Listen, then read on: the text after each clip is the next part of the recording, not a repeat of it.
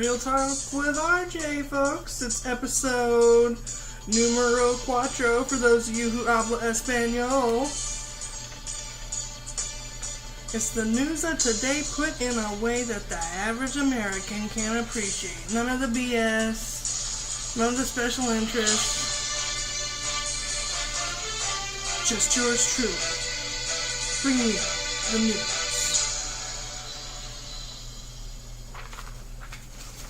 And thank you so much for joining me, RJ, on Real News with RJ on our very fourth episode. And we actually have a very exciting episode today. We are going to be doing our first live interview.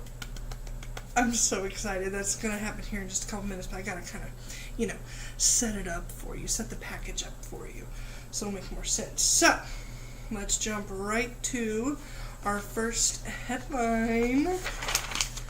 Da-da-da! The headlines. Well, as we all know, the Ebola virus has been wreaking havoc in Western Africa.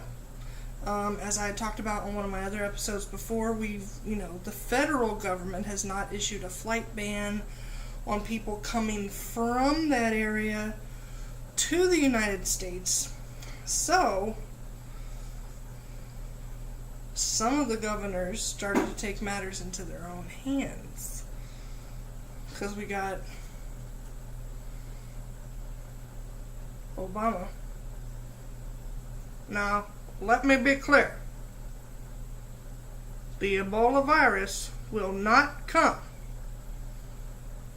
to the United States. Now let me be clear. We are not going to ban flights. Because in order to contain the virus, we must not contain the virus.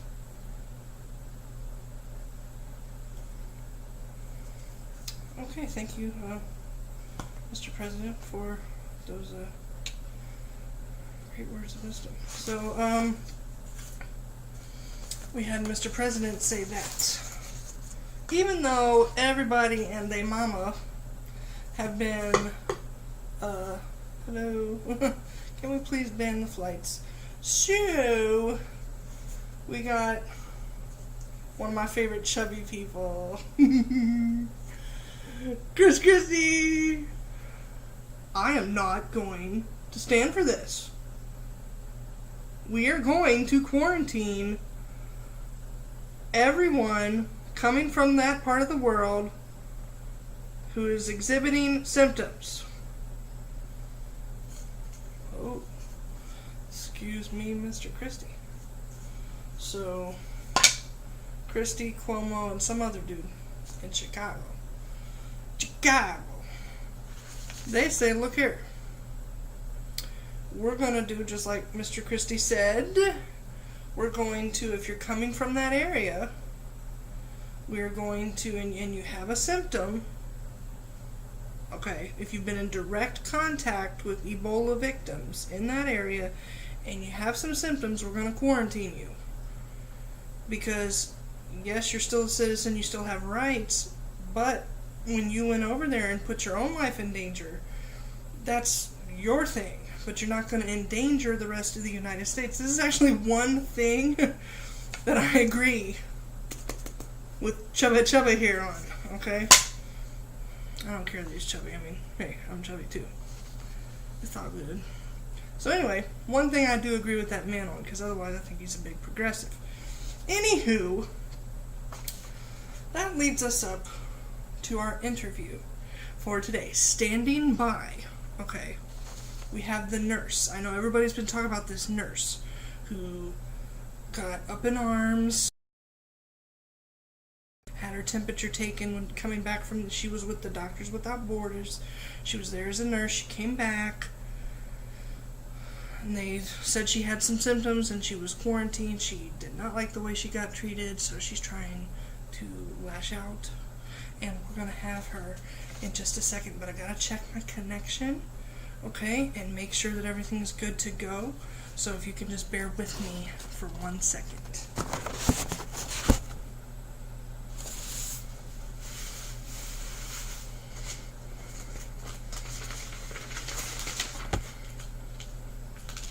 Hey, Bob, do we have that connection?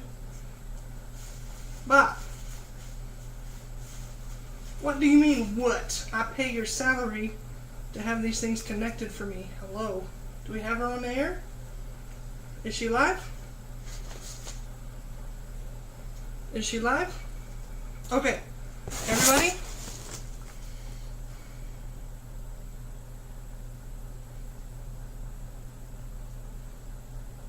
Okay, we have her on the air. Alright, so, Miss Nurse,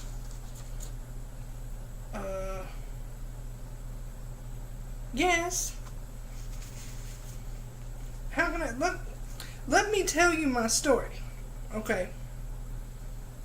Because I don't think people understand what is going on. I need to clear some of this phlegm out of my throat, excuse me. Oh, that's so good. Oh, okay. Yes, so I was over there as a nurse with Doctors Without Borders, and I was over there and I was treating them patients, and I just knew, okay, that I did not contract any kind of Ebola virus. I took every precaution known to man. I even bleached my skin. See how white I am? When I went over there, I was from, looking more like President Obama. Now look at how I bleached my skin. I came back, I'm white. So I come back. See, I have such a big heart of love for these people. So I come back from West Africa and I get off the plane and they take my temperature. And they say I have a temperature, that I have a fever, that I am above 98.9 degrees. So, they pull me out of line and put me in a room by myself. I don't know who they think they are to take me and put me in a room by myself. Okay? I don't know why in the world they would be concerned. Okay? So I'm in there and I'm just flustered, and that's what made my temperature go up. I didn't have a temperature to begin with. I was flustered. Okay. Getting on my nerves. Then I was hungry. Alright? I've been on a long flight. I want some food. Do they bring me a chicken sandwich with no pickles like I asked for? No. They bring me a little snack of cheese and crackers and a bottle of water. No, thank you. I want a chicken sandwich. Hold the pickles. I was so upset. Then they tested me for the Ebola virus. And we learned what I had known all along, that I do not have Ebola. And now I'm in the process of a lawsuit against the state. And I have no big plans for this money should I win. Okay. No plans at all. Nope, not gonna go visit any nice tropical islands or, collect any cash. I am doing this just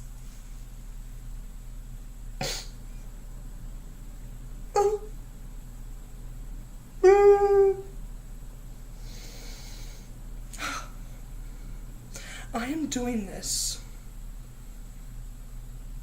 so that those nurses and doctors who have it in their hearts to go and help these poor people in West Africa.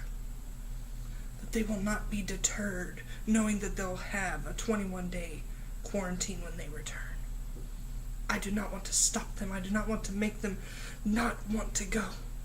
But this evil government is making these poor doctors and nurses not want to go.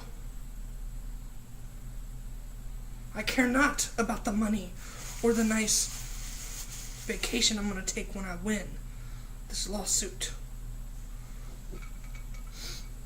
I just care about these victims.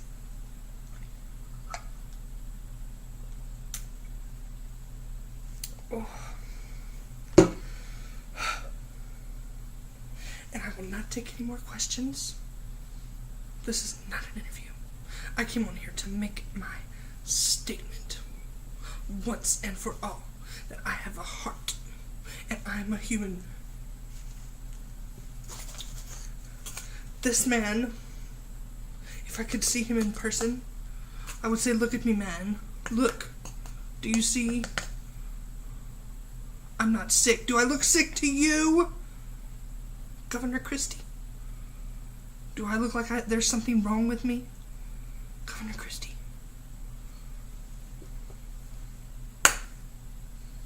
I flick you, Governor Christie.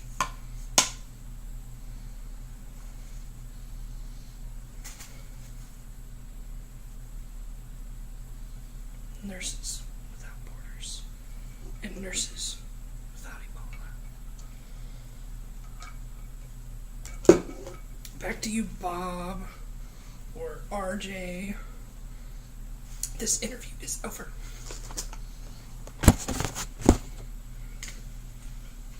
Okay, Bob, can we come back here to the station where we are live again?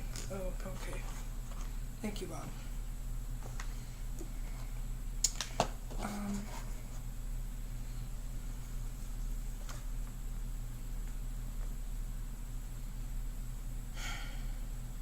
I have no words.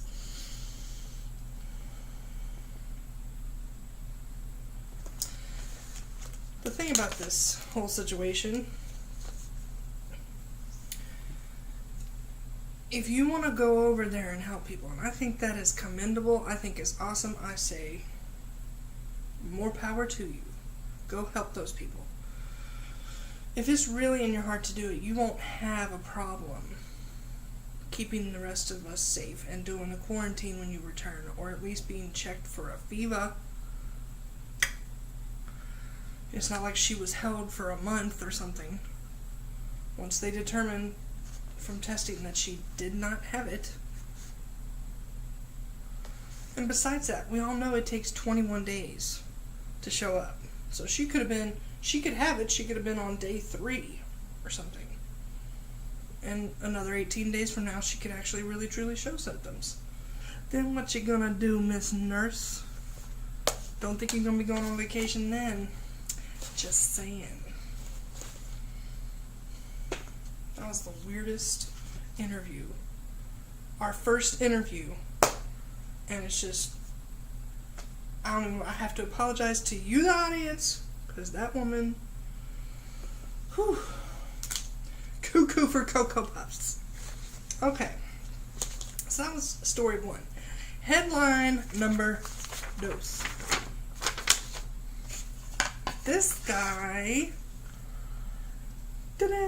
President Obama, has decided, well, let me have him put it in his words.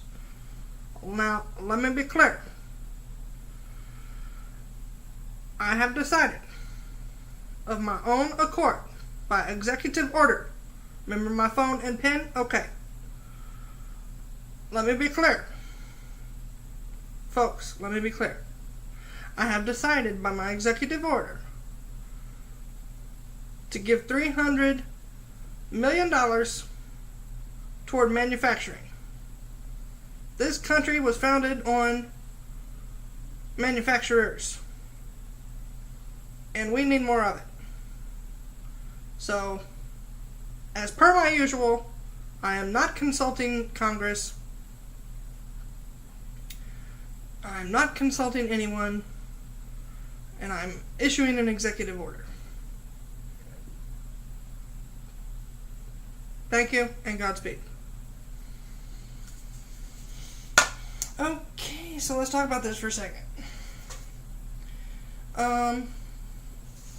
Once again, President Obama is issuing an executive order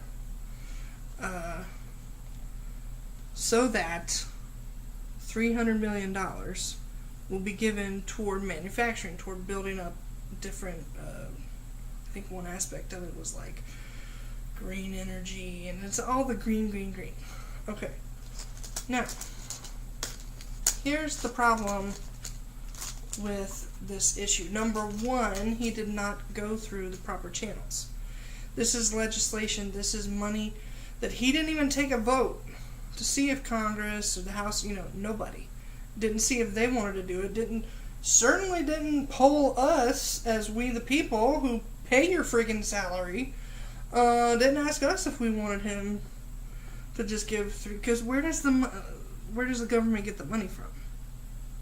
Hello, you and me, law-abiding, tax-paying citizens. So guess what that means? More money out of your pocket to go toward that green energy stuff, which has been proven, track record, doesn't work. Has totally fallen to pieces anytime it's been tried before. But hey, let's throw some more money at it. Throw some money at it here. Here, have some money.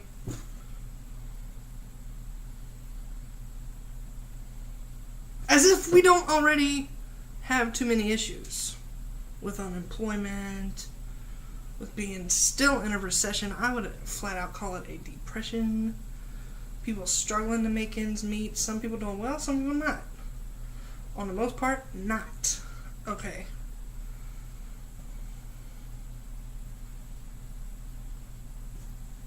Why not at least take a vote? Why do you have to issue an executive order to get some more of our cash, President? Mr. President, here, take some more of my money without my approval. The money that I work hard for, that we work hard for as a nation, that we get up early and we toil. And unlike you, we go to all the required meetings at our jobs. And here, just have some more money. That's essentially what we're doing. And toward a cause that probably isn't even going to last or work.